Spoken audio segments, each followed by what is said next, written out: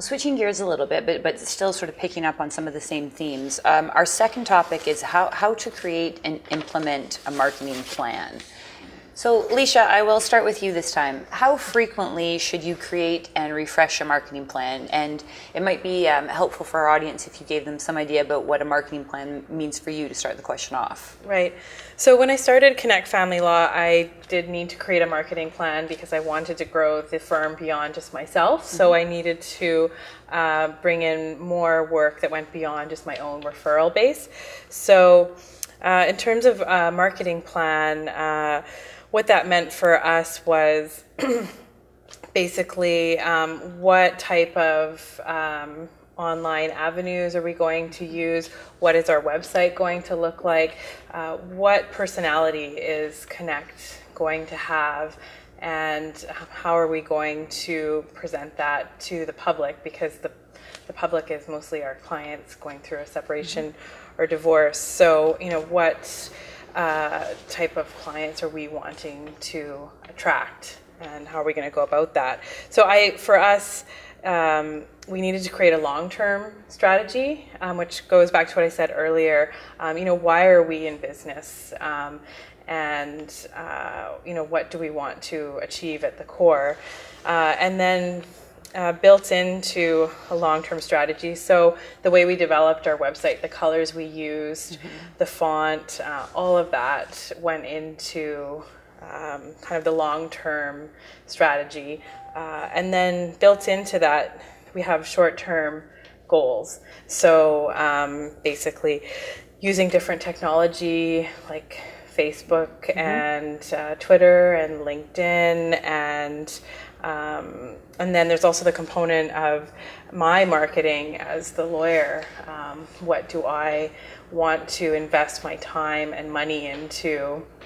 And time being the most precious commodity to market Connect. So that would fit into more of the short-term goals. Am I going to go and speak at CLEs, or am I going to sit on boards, or am I going to go out for lunches? So what I've done is I do like speaking to people. I like being out and meeting different people. So I've taken a very social approach, I guess, to marketing. And if there's an opportunity to be on the radio, I take that opportunity. If there's an opportunity to be in a newspaper article, I will take the time to do that, which you don't always feel like doing. Or if there's an opportunity to be involved in a family law group, then I make the time to go to those events, meet people, talk to them, go for lunches. If I'm invited to an evening event, I do that because that's more my strength. But that might not be everyone's strength. So you have to figure out what you're willing to commit to and what you like doing. And that might be more academic. Maybe you want to publish papers and not be going out in the evenings to meet people. So I think the long-term strategy, just to recap, is what ultimately you're trying to achieve with the marketing plan. And then the refreshing in the short term is how are you going to achieve that over time. And I think you have to give each short-term goal enough time to see whether it's working for you and the business, and then adjust. But give it enough time to see how it goes. So I'd say probably every quarter you might want to just look at things, and then long-term maybe every few years. Okay, thank you. And Val, would you say sort of that short-term and longer-term marketing strategy is similar to what you would do? And if so, would you, like every quarter as well, would be when you went back and had a look and refreshed? Yeah, I do think part of a marketing plan, it's like putting yourself on a diet.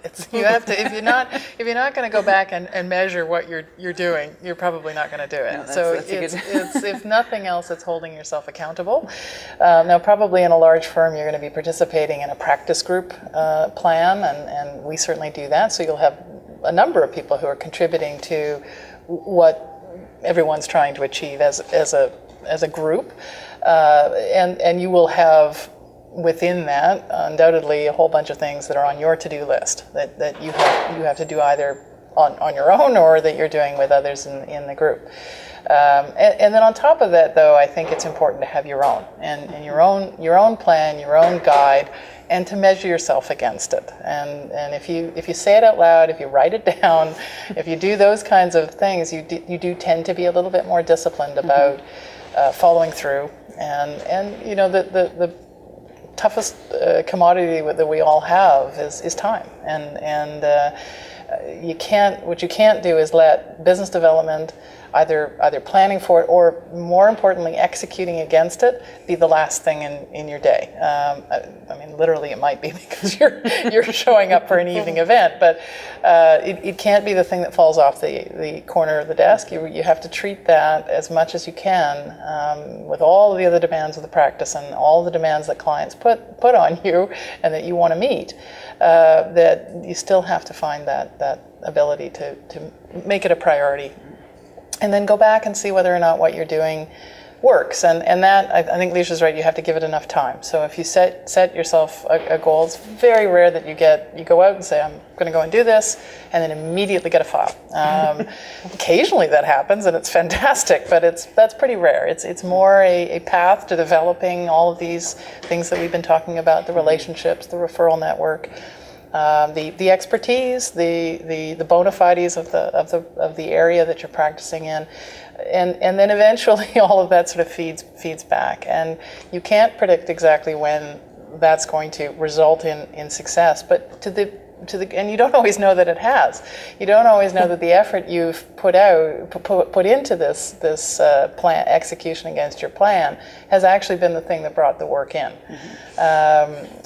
So if you don't know, you should ask. So if somebody happens to phone you up and say, I read your paper, I saw you I heard you on the radio, something like that, and if they don't say it and you don't know, then ask. And that's really important if it's come from a referral source. Now, usually your referral source will say, I'd like to introduce you to X, but if that's part of the reason why they're coming to you, you should know that, because the next thing you should do is pick up the phone and phone your referral source and thank them for sending somebody in your direction. So I think it's trying to execute against your plan. It's trying to measure as best as you can, and that's really difficult with business development, and know as much as you can if the efforts that you're putting into something are resulting in some work. Our next question is, what are your 3 top tips for creating a marketing plan? And it's from what you said, it seemed that one of them would be, and I'm not sure if this is creating it or implementing it, but find a way to hold yourself accountable and find a way to make sure that you're getting results. Would you say that, would those be your top tips, or would there be additional ones? Yeah, I mean, certainly when you're setting a plan, set something that is, again, to the greatest extent, measurable, and set goals.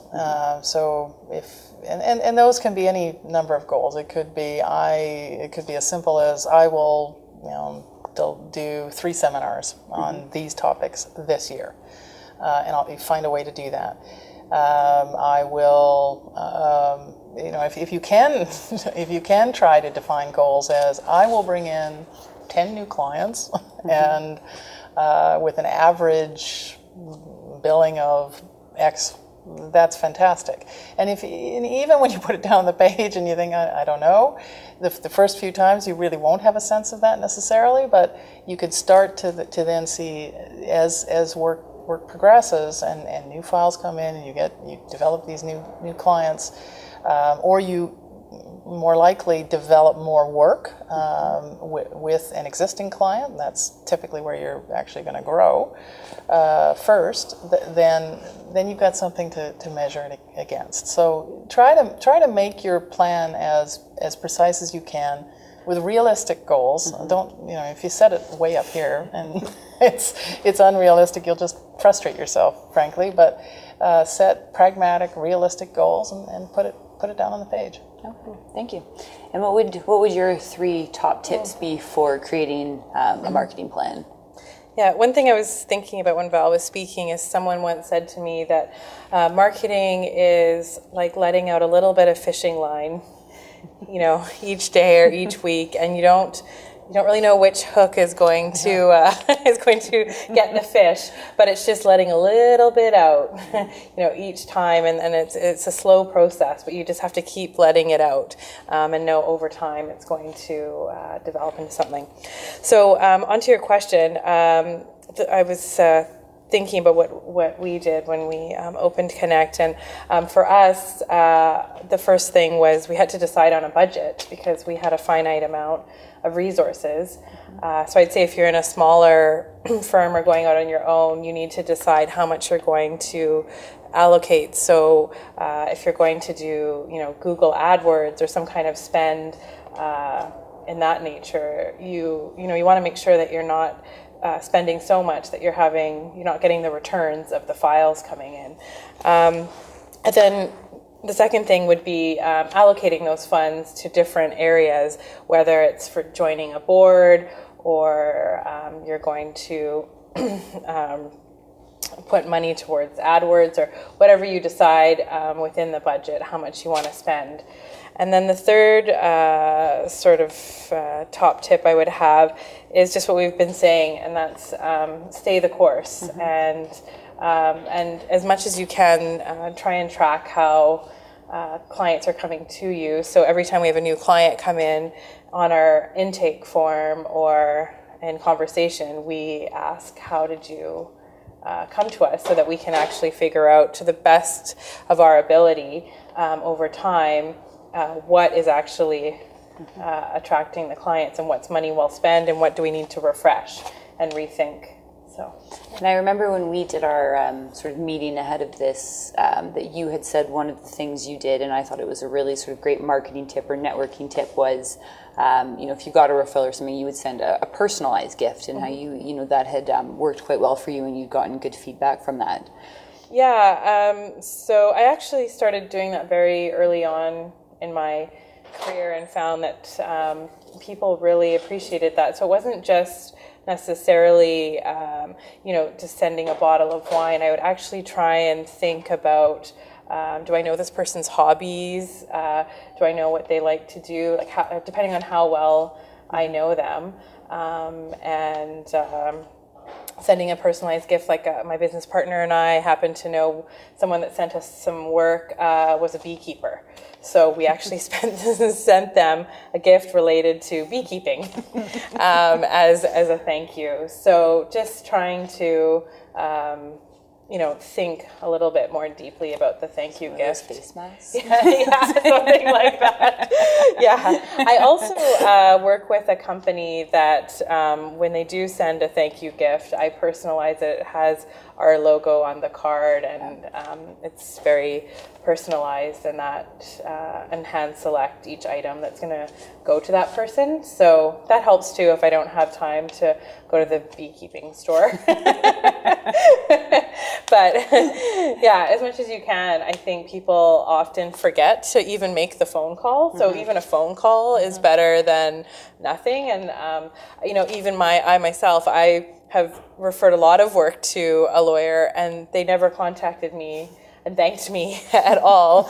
And it's kind of a disincentive over time, because you're taking the time to help that person with their business, and you don't even get a phone call in return. So I think it's quite powerful to make that effort. And just to add to that, even just connecting people, constantly thinking about that person should get to know that person, because you're now acting as an intermediary and putting people together, and that will create work. So in addition to the direct thank you, it's definitely